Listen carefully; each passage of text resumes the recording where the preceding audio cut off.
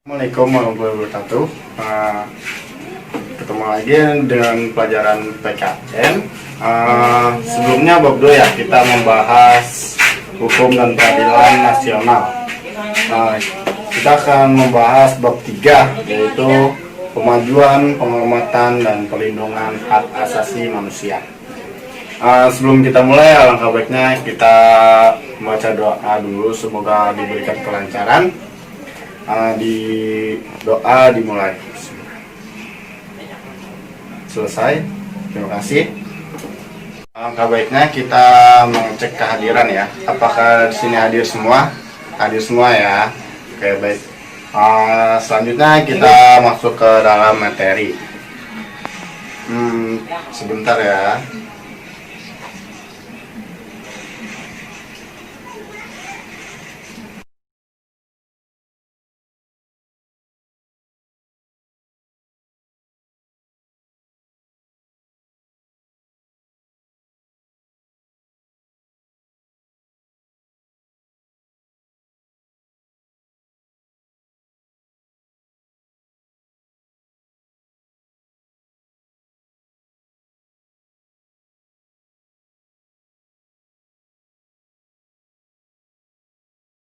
Ini kita langsung ke materi aja ya. Yang pertama itu ada, kita lihat di slide-nya, pengertian dan macam-macam HAM. Yang pertama itu pengertian HAM itu adalah hak asasi manusia yang merupakan hak dasar yang dimiliki oleh setiap manusia sebagai anugerah Tuhan yang melekat pada setiap diri manusia sejak lahir, atau hak hidup, hak merdeka, dan hak miliknya.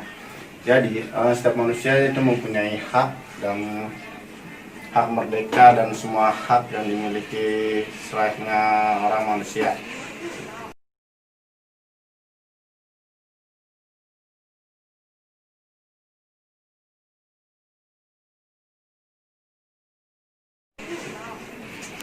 Next, pengertian HAM itu menurut John Locke. John Locke, hak asasi manusia adalah hak yang dibawa sejak lahir yang secara kodrati melekat pada setiap manusia dan tidak dapat diganggu-gugat, yaitu bersifat mutlak ya. Dengan demikian, maka hak asasi harus dikorbankan untuk kepentingan masyarakat sehingga lahir kewajiban. Selanjutnya, semakin berkembang meliputi berbagai bidang kebutuhan, antara lain hak di bidang politik, ekonomi, dan sosial budaya. Selanjutnya ada pengertian HAM menurut Kuncoro Purbapranutu, yaitu hak asasi adalah hak yang bersifat asasi, artinya hak-hak yang memiliki manusia menurut kodratnya yang tidak dapat dipisahkan dari hakikatnya sehingga sifatnya yaitu suci. Selanjutnya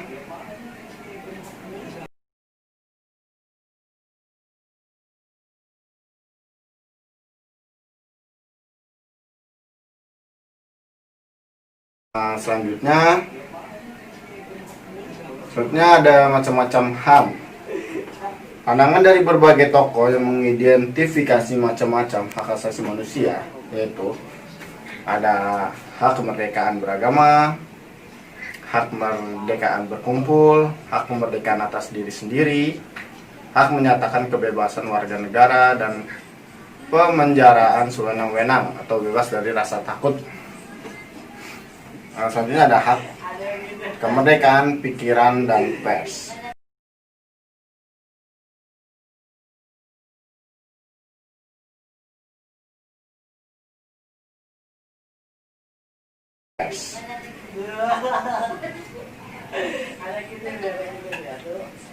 Selanjutnya kita masuk ke perkembangan pemaknaan terhadap HAM. Itu ada 6 ya, bisa kita lihat sendiri, ada di slide-nya. Yang pertama ada hak asasi pribadi atau personal right. Yang kedua ada hak asasi ekonomi atau property right. Yang ketiga, hak-hak asasi politik atau political right. Yang keempat, ada hak-hak asasi untuk mendapatkan perlakuan yang sama dalam hukum dan pemerintah atau right of legal equality. Yang kelima, itu ada hak-hak asasi sosial dan kebudayaan atau social and cultural right. Dan yang terakhir, itu ada hak-hak asasi manusia untuk mendapatkan perlakuan tata cara peradilan dan perlindungan atau procedural right.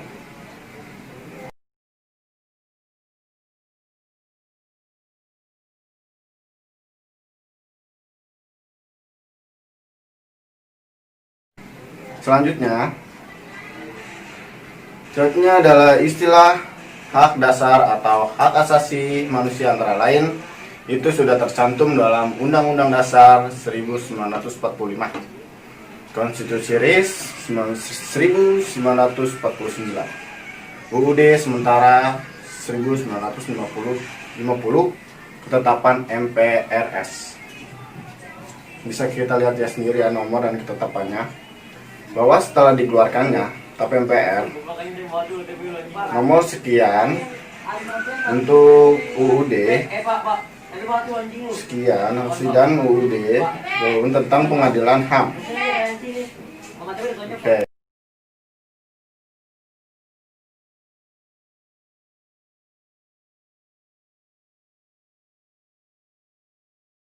Oke. Selanjutnya, upaya pemajuan, penghormatan, dan penegakan HAM.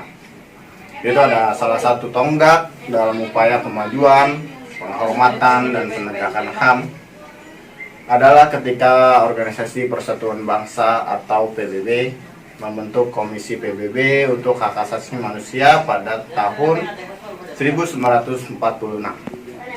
Langkah untuk pemajuan, penghormatan, dan penegakan HAM, ketika Majelis Umum PBB mengeluarkan Deklarasi Universal yang Hak Asasi Manusia atau Universal Declaration of Human Rights.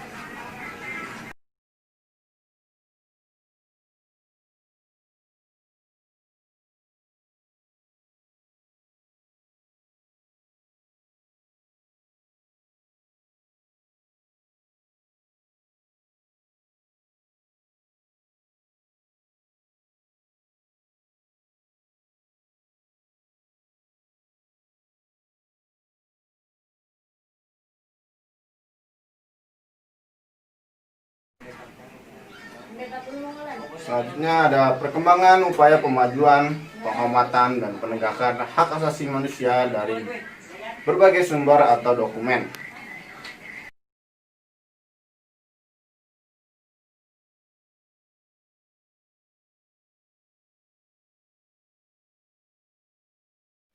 Selanjutnya ada penugasan praktik kewarganegaraan. Ya, nanti bisa anak sekalian bisa dikerjakan ya. Bisa kita lihat sendiri itu ada tugasnya dan dikerjakan setelah presentasi Bapak selesai ya.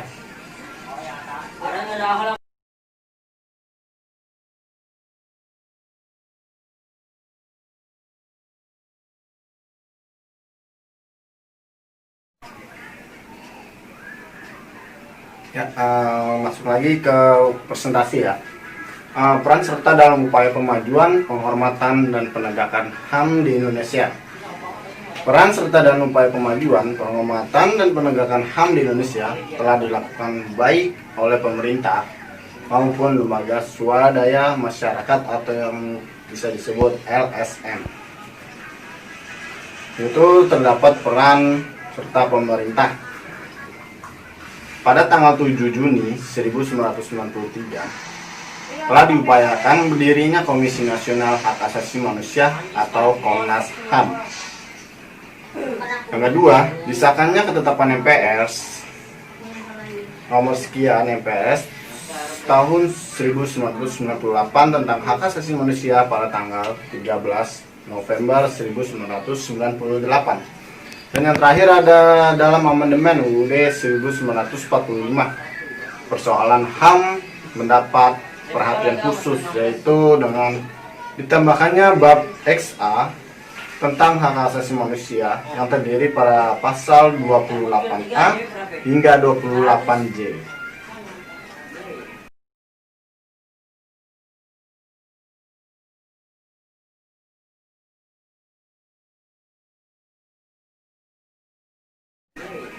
Selanjutnya ada peran serta LSM. Berbagai LSM telah melakukan advokasi THD para korban kejahatan HAM. Antara lain itu ada Yayasan Lembaga Bantuan Hukum Indonesia atau yang disebut YLBHI. Terus kemudian ada Komisi untuk Orang Hilang dan Tindak Kekerasan atau Kontras, Lembaga Studi dan Advokasi Hak Asasi Manusia atau LSA. Mereka berperan dalam memberikan bantuan hukum pada korban kejahatan HAM serta menyebarluaskan pentingnya perhatian THD persoalan HAM.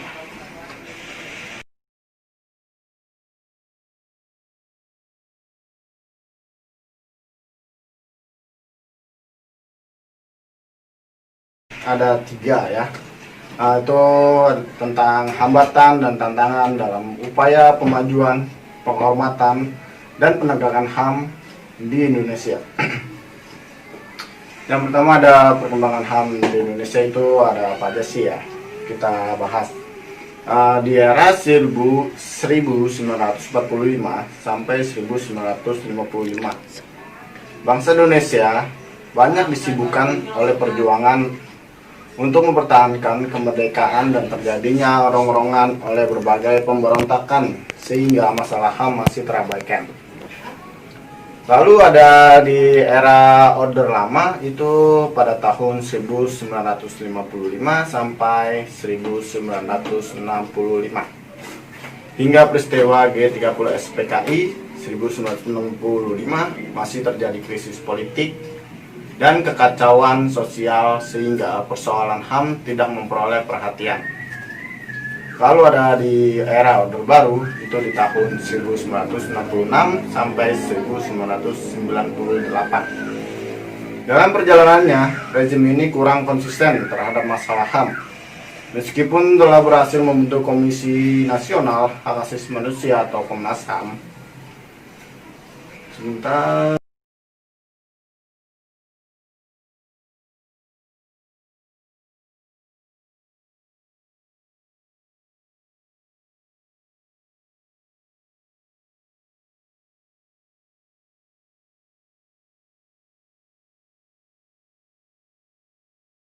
Selanjutnya ada di era reformasi telah banyak melahirkan produk peraturan perundangan tentang hak asasi manusia. Yang pertama ada ketetapan MPR nomor 17 MPR tahun 1998 tentang hak asasi manusia. Yang kedua ada Undang-Undang nomor 5 tahun 1998 tentang pengesahan konvensi menentang penyiksaan dan perlakuan atau penghukuman lain yang kejam, tidak manusiawi atau merendahkan martabat manusia. Yang ketiga ada Kepres nomor 181 tahun 1998. Itu ada tentang Komisi Nasional Anti Kekerasan Terhadap Perempuan. Yang terakhir ada Kepres nomor 129 tahun 1998 tentang Rencana Aksi Nasional Hak-Hak Asasi Manusia di Indonesia.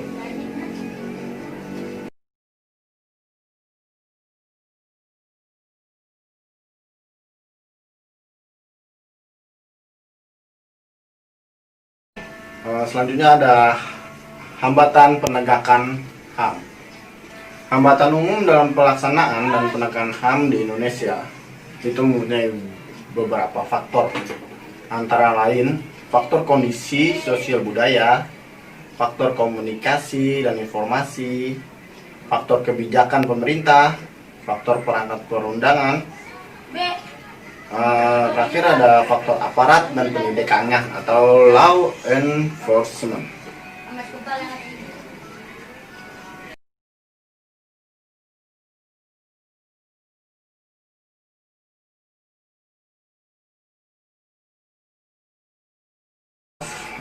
Tantangan penegakan HAM.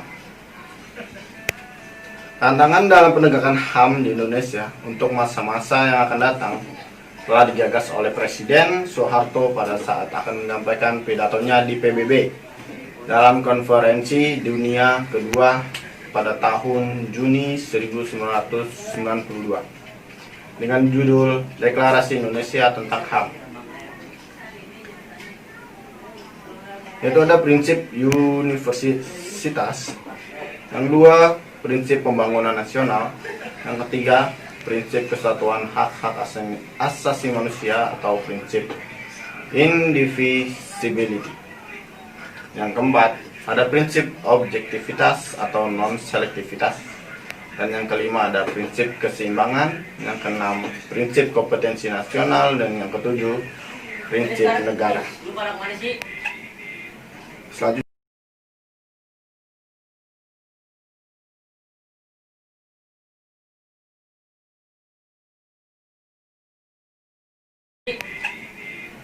Selanjutnya ada Rencana Aksi Nasional HAM di Indonesia. Kepres nomor 129 tahun 1998 tentang Rencana Aksi Nasional Hak-Hak Asasi Manusia atau yang kita sebut RANHAM Indonesia, yang kemudian diubah dengan Kepres nomor 61 tahun 2003. MRP upaya nyata untuk menjamin peningkatan penghormatan, pemajuan, pemenuhan, dan pelindungan HAM di Indonesia dengan mempertimbangkan nilai-nilai agama, adat istiadat, dan budaya bangsa yang berdasarkan Pancasila dan Undang-Undang 1945. Itu ada program utama RANHAM ya, itu ada 6 tahun 2004 sampai 2009. Salah satunya itu pembentukan dan penguatan institusi pelaksanaan RANHAM, persiapan ratifikasi instrumen HAM internasional, persiapan harmonisasi peraturan perundang-undangan, diseminasi dan pendidikan hak asasi manusia, penerapan norma dan standar HAM, dan yang terakhir ada pemantauan, evaluasi, dan pelaporan.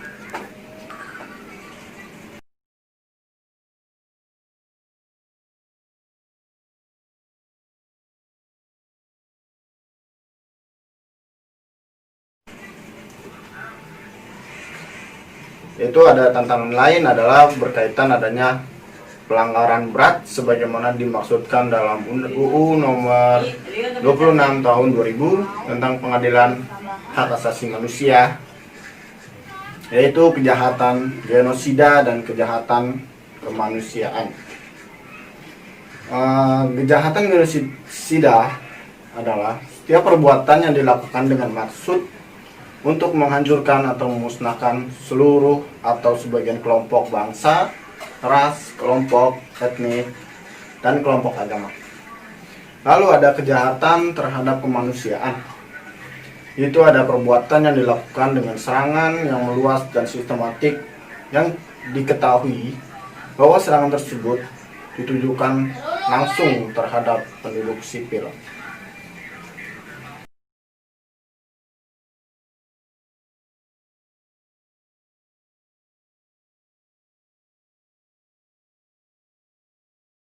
Selanjutnya ada penguasaan praktik kewarganegaraan. Setelah melihat tayangan tersebut, tuliskan bagaimana pendapatmu bahwa penegakan HAM dapat menjadi salah satu alternatif terhadap perlindungan terhadap kehidupan manusia itu sendiri.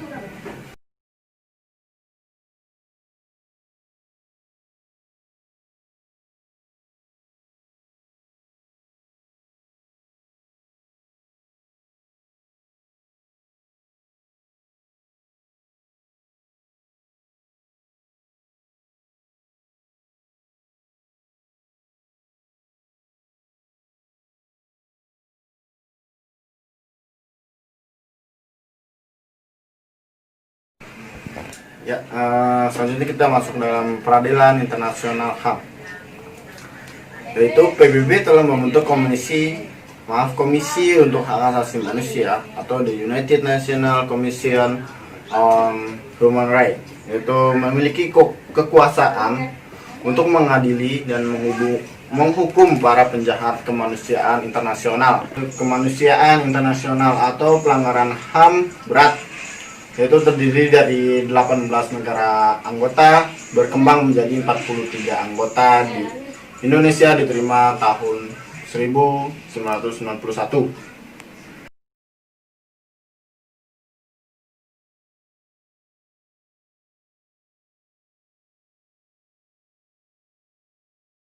Selanjutnya ada cara kerja Komisi PBB sebagai berikut, yaitu melakukan pengkajian terhadap pelanggaran-pelanggaran yang dilakukan.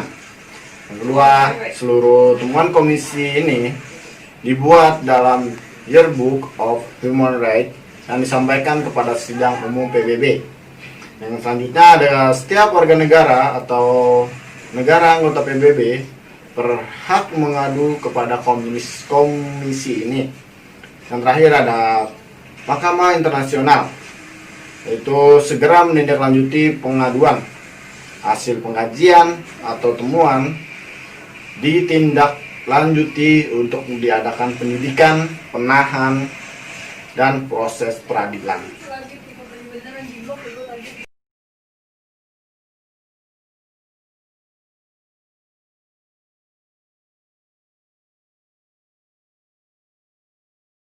Itu proses peradilan hak asasi manusia internasional, yaitu dari Majelis Hukum ke Komisi HAM PBB, lalu ke Yearbook on Human Rights, dan rekomendasi itu masuk ke Komisi HAM PBB dan Majelis.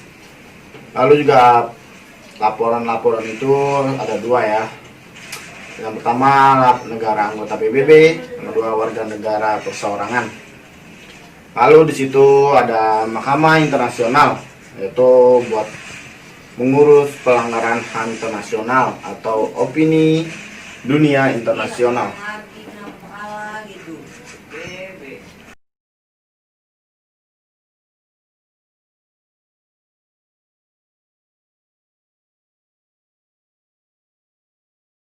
Itu ada beberapa contoh pelaksanaan dan proses pengadilan internasional yang mengadili pelanggaran HAM, yaitu pada tahun 1987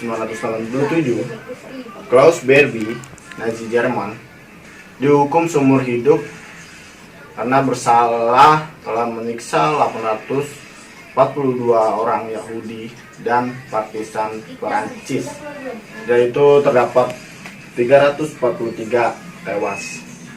Selanjutnya ada contoh lain, pada bulan Februari tahun 1993, DKPBB mengeluarkan resolusi 808 untuk mengadili para penjahat perang pelanggar HAM di bekas negara Yugoslavia yang melakukan ethnic cleansing. Pemimpin yang dianggap paling bertanggung jawab adalah Slobodan Milošević Mladić. Selanjutnya ada pada bulan Maret 1993, Komisi HAM PBB telah mempublikasikan sebuah laporan yang menyatakan bahwa militer El Salvador bertanggung jawab atas pelanggaran HAM selama perang 12 tahun.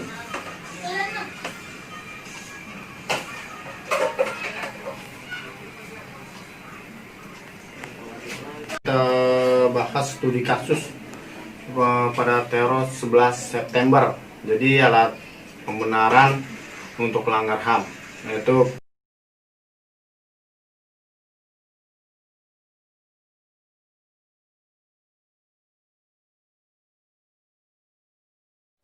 cukup materi untuk pertemuan kali ini. Terima kasih. Mungkin saya harap murid-murid dapat dipahami. Jika tidak ada yang dipahami, bisa bertanya kepada saya akan menjawabnya. Silakan. Yang bertanya? Tidak ada? Baik, berarti sudah paham semua ya. Jangan lupa tugas yang saya berikan di awal harus dikerjakan dan diselesaikan, dikumpulkan hari ini. Saya tunggu ya. Oke, baik. Terima kasih untuk pertemuan kali ini. Dan tugasnya saya tunggu di ruang guru ya. Assalamualaikum warahmatullahi wabarakatuh.